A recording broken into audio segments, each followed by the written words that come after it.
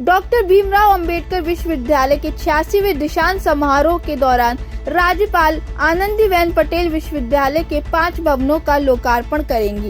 इनमें विश्वविद्यालय के पालीवाल पार्क परिसर स्थित कुलपति का नया आवास, सीनेट हॉल, खंडारी परिसर में स्थित नया गेस्ट हाउस, गृह विज्ञान संस्थान का नवनिर्मित भवन, एयर IIT की दूसरी मंजिल पर बना विश्वकर्मा भवन का लोकार्पण 21 दिसंबर को कुलपति आनंदीबेन पटेल करेंगी।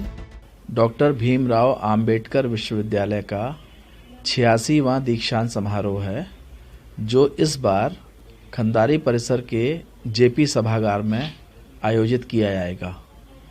अब से पूर्व यह कार्यक्रम खंडारी परिसर में जो मैदान है वो विशेष रूप से दीक्षांत समारोह वहीं आयोजित होता था, लेकिन इस बार की परिस्थितियां भिन्न हैं। कोविड के कारण भी और जो नया वेरिएंट आया है उसके कारण भी हम इस बार दीक्षांत समारोह में छात्रों और अतिथियों की संख्या को कम करना चाहते हैं। इसीलिए हम JP सभागार में आयोजित कर रहे हैं, जहां लगभग 350 लोगों के बैठने की व्यवस्था है। पहली बात। दूसरी बात यह है कि इसमें वर्ष 19-20 के जो विद्यार्थी हैं, जो PhD उपाधि धारक हैं, उनको उपाधियां दी जाएंगी। 108 कुल पदक प्रदान किए जाएंगे और पदक प्राप्त करने वाले जो विद्यार्थी हैं उनकी संख्या 67 है।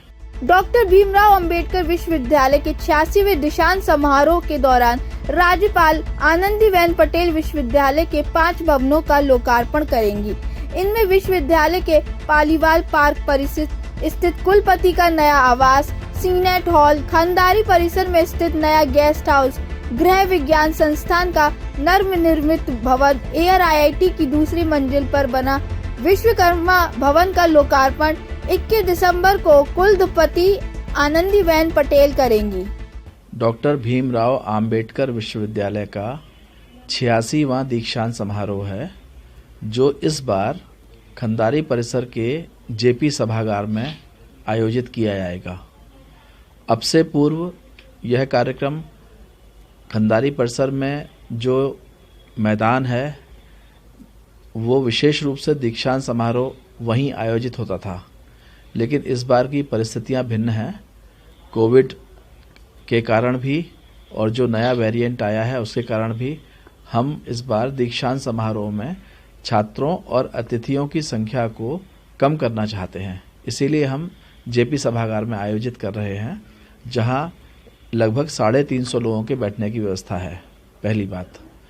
दूसरी बात यह है कि इसमें वर्ष 19-20 के जो विद्यार्थी हैं, जो PhD उपाधि धारक हैं, उनको उपाधियां दी जाएंगी।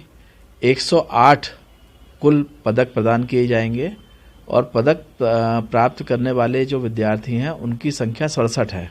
टाइम एट उत्तर प्रदेश के आगरा से अर्पित रजावत की रिपोर्ट।